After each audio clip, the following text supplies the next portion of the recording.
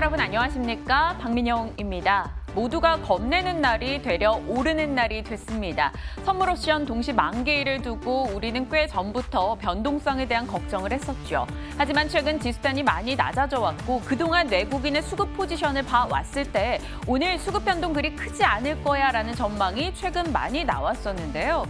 오늘장 일단 지수 강하게 반등을 줍니다. 외국인 현선물 매수세도 반갑게 느껴지고요. 조금 기분 좋게 시장 흐름 점검할 수 있을 것 같습니다. 박앵커의 퇴근 전 오늘의 키워드는 이겁니다. 한 업체 사장이 한 말인데요. 2023년에 우리가 세계 1위 되는 게 목표야. 그리고 업계의 구글 혹은 아마존이 될 거야. 아주 강한 포부를 밝혔죠. 과연 어느 정도의 자신감을 갖고 있길래 어떤 사업을 하고 있길래 이런 얘기를 했는지 잠시 후에 그 업계에 대한 이야기 나눠보겠습니다. 자, 이 시각 시장 흐름 어떻게 진행되고 있을까요? 지금부터 확인하시죠.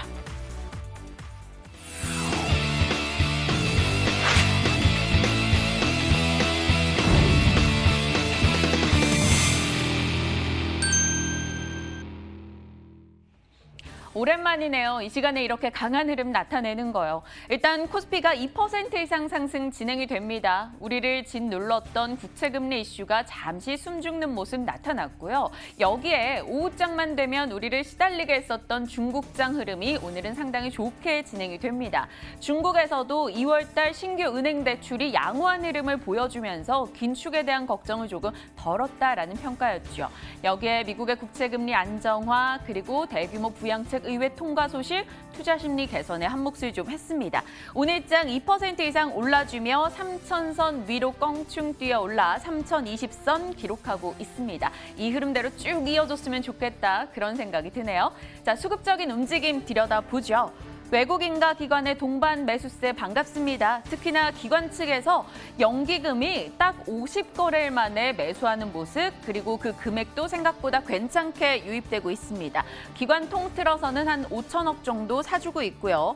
외국인 측에서는 7,600억 원의 매수가 확인이 되고 있는데요. 외국인은 오늘 대다수 섹터로 매수세를 투입하고 있습니다만 특히나 많이 사는 섹터가 있습니다. 반도체 혹은 금융주 혹은 화학주가 되겠는데요. 반도체로는 삼성전자, SK하이닉스 등 들어가고 있을 거고요. 화학에서는 LG화학 쪽의 매수세가 눈에 띕니다.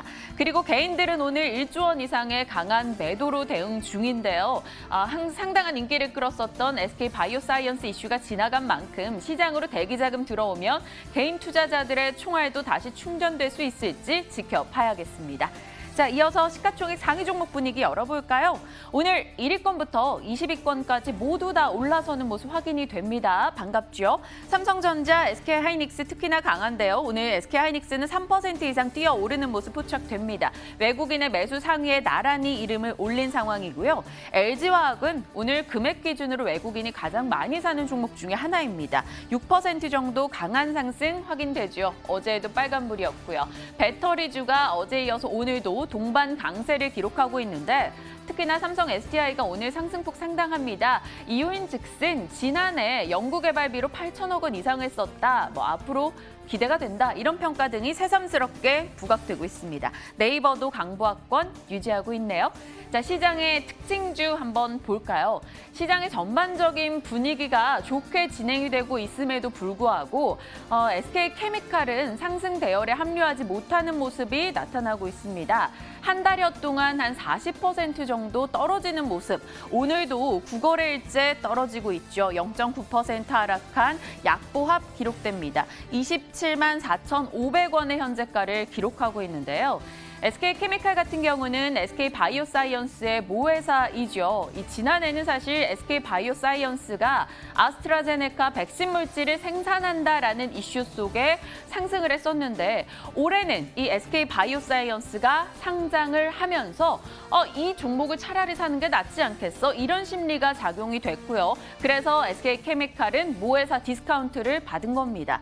일단 어제 끝난 SK바이오사이언스의 일반 투자자 공모 청약은 63조 원 이상이 몰렸습니다. 약 64조 원 돈인데 카카오 게임즈 때보다 5조 원이 더 많은 돈이 들어왔습니다. 경쟁률도 높았고요.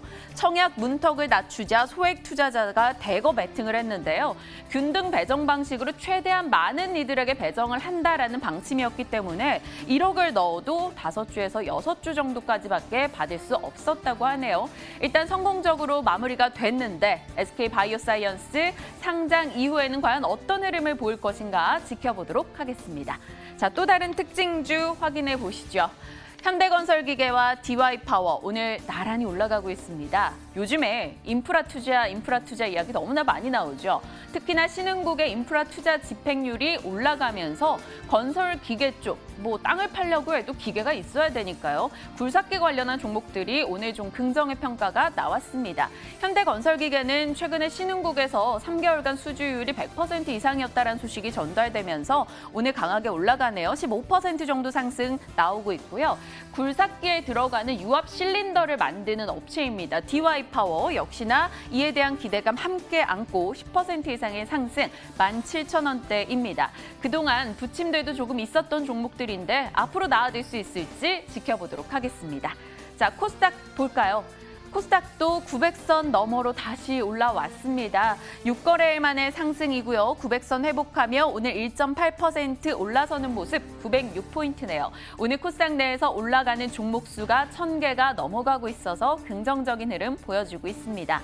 코스닥 내에서 특징주들 너무나 많이 보였는데 이거저거 보다가 실리콘웍스를 골라와봤습니다. 이색적인 증권사 리포트가 보이더라고요. 하이투자증권에서 이 실리콘웍스에 대해 어제 종가 기준으로 놓고 봤을 때 50% 이상 목표가를 상향 조정하는 모습이 포착됐습니다. 디스플레이 패널 관련한 부품을 만들고 있는데 실리콘웍스 보통 1분기에는 비수기인데 1분기 실적이 상당히 좋을 것으로 예상된다. 비수기에 좋은데 성수기 때는 더 좋겠지. 이런 심리가 작용이 된 거겠죠. 자세한 분석을 하고 하이투자증권에서는 목표가를 96,000원까지 올려잡기도 했습니다. 오늘장 급등 보이네요. 9% 상승 68,300원 진행되고 있는데 앞으로 추이 한번 보겠습니다. 자, 시장 살펴봤고요. 이슈 열어봅니다. 임플란트 이야기예요. 앞서 그렇게 거창하게 오늘 띄웠는데 임플란트 업계 한 회사 사장의 이야기였습니다.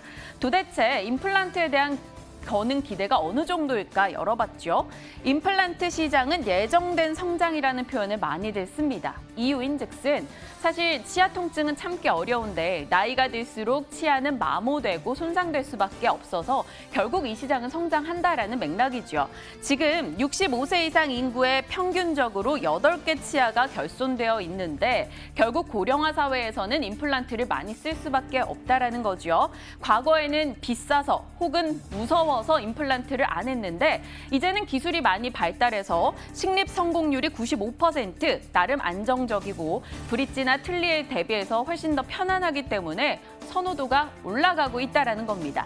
그래서 임플란트에 대한 시장 기대가 높아지고 있는데요. 과거 한 100개 업체가 싸움을 벌였다면 지금은 30여 개 업체로 줄어들었고 그중에서도 임플란트 업계는 특성상 과점적 성향을 갖고 있어서 세계적으로 7개 업체들이 80%의 점유율을 차지하고 있습니다. 그 안에 우리나라 오스템 임플란트나 덴티움이 들어가 있고요.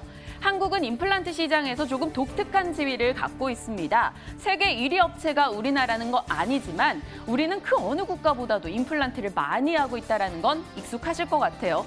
그러다 보니 시술 가능한 의사 비율도 80%가 넘어가면서 세계 1위입니다.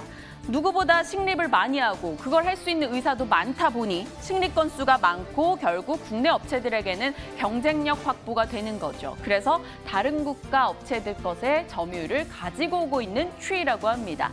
자, 임플란트 이야기 계속 가봅니다. K-임플란트, 한국의 임플란트 업계는 어떤 매력도를 안고 있을까요? 지금 선진국에서는 사실 더 비싼 임플란트를 하고 있습니다. 그런데 우리 국내 중저가 임플란트 업체들이 생각보다 안전성이 뛰어나고 가격이 2배 차이인데 우리가 더 괜찮아라는 맥락으로 어필이 되고 있다고 해요. 그래서 선진국에서도 점유율이 올라가고 있는 상황. 신흥국에서는 지금 중국과 인도 시장이 아직 제대로 열리지도 않았다고 해요. 그 시장에서 조금만 도입률이 올라가도 성장을 기대할 수 있기 때문에 지켜볼 만하다라는 거죠. 우리 업체들은 중국에서 생각보다 활약을 하고 있습니다. 중국에서 입지를 한번 볼까요? 중국은 임플란트 시장에서 세계에서 가장 빠르게 성장을 하고 있습니다. 중국이 좀 치아 관리에 미흡한가 봐요. 이 구강질환 발병률이 90%, 건강한 치아 상태를 유지한 사람은 1%대에 불과하다고 합니다. 임플란트 소득이 올라가면 올라갈수록 중국에서 많은 사람들이 할 거고 그 가운데 국내 업체들 활약하고 있어라는 평가가 나오는 거죠. 이러한 맥락 속에 오스템 임플란트를 비롯한 업체들의 주가가 올해 조금씩 올라와 있었습니다. 저는 사실 인지하지 못했었는데요.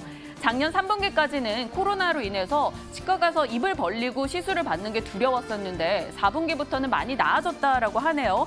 그래서 이연 수요가 발생했고 실적이 나아졌다라는 겁니다. 오스템 임플란트 연초부터 오늘 최고가 기준 수익률 냈더니 62, 덴티움 55, 디오는 16% 상승을 기록하기도 했습니다. 자, 오스템 임플란트가 업계 1위라고 하니까 국내에서 한번 열어보도록 하겠습니다. 오스템 임플란트는 국내에서 점유율 50%로 1위, 그리고 중국에서는 2위, 세계에서는 4위를 기록하고 있습니다. 중국 현지 법인을 두고 직접 영업을 하기 때문에 코로나 시국에도 점유율이 올라갈 수 있었다고 유연한 대응을 했다라는 평가를 받고 있네요. 자, 오스템 임플란트 어떻게 투자를 해야 될까 많이 궁금했어요. 삼성증권에서는 목표 주가를 10만 원 정도로 높게 잡고 있는 모습 나타났거든요. 그래서 주변에 또 질문을 던져봤습니다. 세 분에게 연락을 드렸는데 유진투자증권 김영재 부장님, 코로나 피해 업종입니다. 중기 관점에서 매수 가능한데 지금은 단기적으로 좀 올라와 있기 때문에 차라리 낙폭 과대 다른 종목을 선택하는 게 어떨까요? 조금 템포를 늦추세요라는 답변 주셨고요. 정원정 차장님, 하나투자증권 불가능, 매수 안 돼요. 올해 전년도 대비 역성장 우려가 있습니다. 또 한국투자증권의 박재영 팀장님은 매수 가능. 더 헷갈리는 것 같아요. 한 분은 괜찮다, 한 분은 절대 안 된다, 한 분은 또 된다. 과연 어떻게 투자를 해야 될까? 근데 지금 시점에서는 이렇게 의견이 갈리는 건 잠시 피해 가도록 저는 하겠습니다. 박앵커의 도전주로는 넣지 않을 건데요. 앞으로 덴탈주 어떻게 흘러가는지 우리 관전 포인트 놓고 지켜보도록 하죠. 오늘도 시장 이슈 들여다봤습니다. 박앵커의 퇴근 전이었습니다.